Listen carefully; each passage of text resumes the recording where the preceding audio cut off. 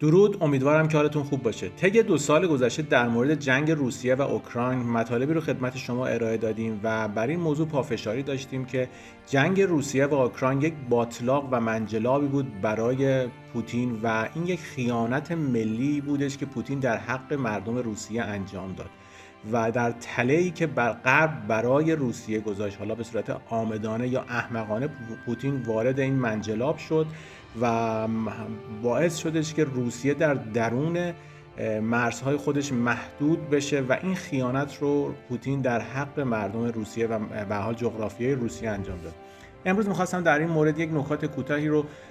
به حال صحبت کنم که یکی از مخاطبین سوال کرده بود و ممکنه سوال شما هم باشه. برای این موضوع از روی تصویر تلاش میکنم در این مورد صحبت کنم. اگر دقت داشته باشین، این نقطه قرمز رنگ که کریدور سواتکی هستش بین بلاروس و کالینینگراد به هر حال مشترک و تنها مرز ناتو، زمینی ناتو به حوزه بالتیکه که به هر حال کشور لیتوانی، لاتویا و استونی که جزو ناتو هستن راه زمینیشون از لهستانه که از این کریدور میگذشت. به هر حال کالینینگراد هم یک ایالت منطقه خودمختار هستش که یکی از مهمترین پایگاه‌های روسیه در دریای بالتیک هستش که میتونه به حال از نظر ژئوپلیتیک تاثیر بسزایی در جنگ احتمالی داشته باشه. به هر صورت اگر به این نقشه نگاه بکنیم، تنها راه زمینی ناتو برای رسوندن به هر صورت نیروی زمینی و مهمات از طریق این کریدور بودش که به حال روسیه به توسط بلاروس و کالینینگراد میتونست در زمان بسیار به حال مقتضی خودش این محدوده رو ببنده و به راحتی بتونه این سه کشور به حال حوزه بالتیک، لاتویا، لتونی و استونی رو به حال به جزو خاک خودش بزنه و عملاً با اونها رو اشغال کنه. ولی خب بعد از اینکه این قضیه یعنی جنگ اوکراین شروع شد، عملاً ناتو و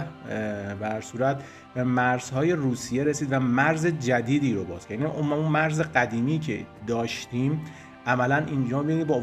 ورود فنلاند و سوئد مرزهای جدیدی به هر صورت روی ناتو باز شد و عملاً می‌بینیم که الان مرز ناتو تا سنت پترزبورگ کمتر از 100 کیلومتر شده و این یکی از باخت‌های بسیار ژئوپلیتیک برای روسیه محسوب میشه که این حماقت پوتین باعث شدش که این مرز جدید برای ناتو باز شه. یه نکته دیگه هم هستش، حالا تو این تصویر شاید زیاد معلوم نباشه. یکی از به حال خیلی‌ها سوال میکنن که سوئد چه اهمیتی داره وقتی فنلاند. یکی از راه‌های فرار به حال روسیه این مناطقی هستش که از اقیانوس و از قطب برشان مناطق قطبی میگذره که اینجا اگر ببینیم مناطق محصوری هستش که مرز مشترک با سوئد داره و عملا وارده که وقتی سوئد عضو ناتو شد دیگر این فضای دریایی و این به حال اون مسیری که میتوانست به حال تنگه تنفسی برای روسیه باشه عملا دوباره با ناتو به حال مرز مشترک پیدا کردش. در تصویر آخر حوزه بالتیک رو نشون میدیم. اگر شما دقت داشته باشین اینجا متوجه میشیم که این دریای بالتیک که قبلا ها به واسطه دانمارک که جزو ناتو هستش، این منطقه که به حال راههای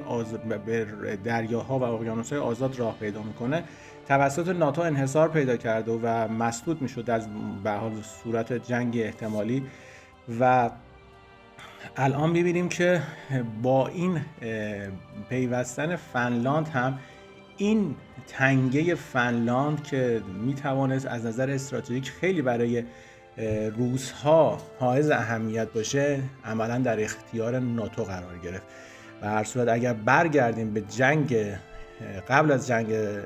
روسیه و اوکراین میبینیم که روسیه میتوانست با بستن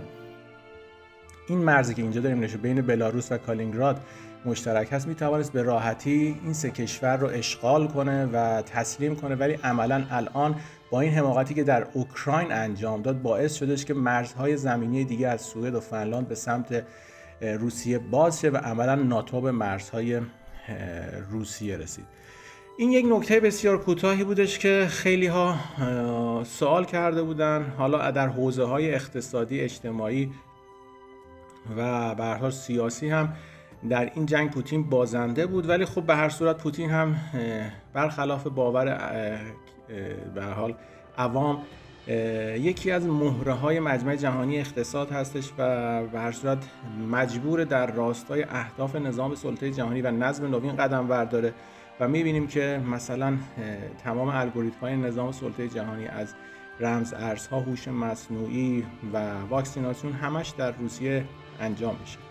برخلاف شعارهایی که میده، پوتین در حق مردم روسیه خیانت کردش و این یک نمونهش بود. حالا تلاش میکنیم اگر وقتی شد و فضای مناسبی پیش اومد در مورد مباحث دیگه‌ای که باعث شدش که پوتین به هر صورت خیانت کنه به روسیه و مردم روسیه در موردش صحبت کنیم.